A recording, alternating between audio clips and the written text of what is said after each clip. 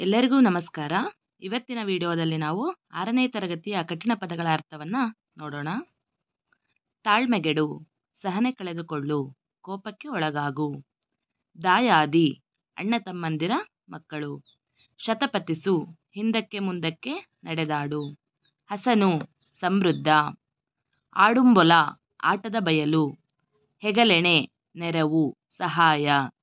ಕರುನಾಳು, ಕನಿಕರ ಉಳ್ಳವನು. ಪೀತಾಂಬರ, ರೇಷ್ಮೆ ಬಟ್ಟೆ. ಪಟ್ಟಿ, ಯಾದಿ. ಪ್ರೇರಣೆ, ಪ್ರಚೋದನೆ. ಕಾರ್ಯಪ್ರವರ್ತ, ಕೆಲಸ ಮಾಡಲು ಮೊದಲಾಗು. ಹಳಿ, ದೂಷಿಸು, ನಿಂದಿಸು. ಬಿರು, ರಭಸ.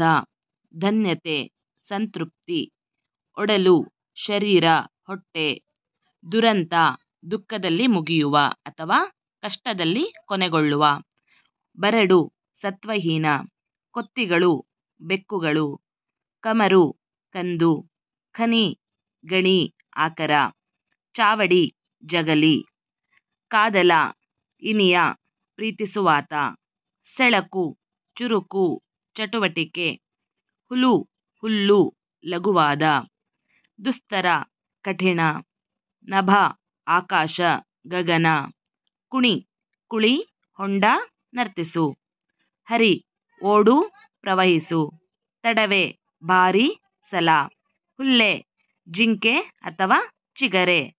ಹದನ, ರೀತಿ. ಜನಜನಿತ, ಪ್ರಸಿದ್ಧವಾದ. ದುರ್ಮತಿ, ಕೆಟ್ಟ ಬುದ್ಧಿ.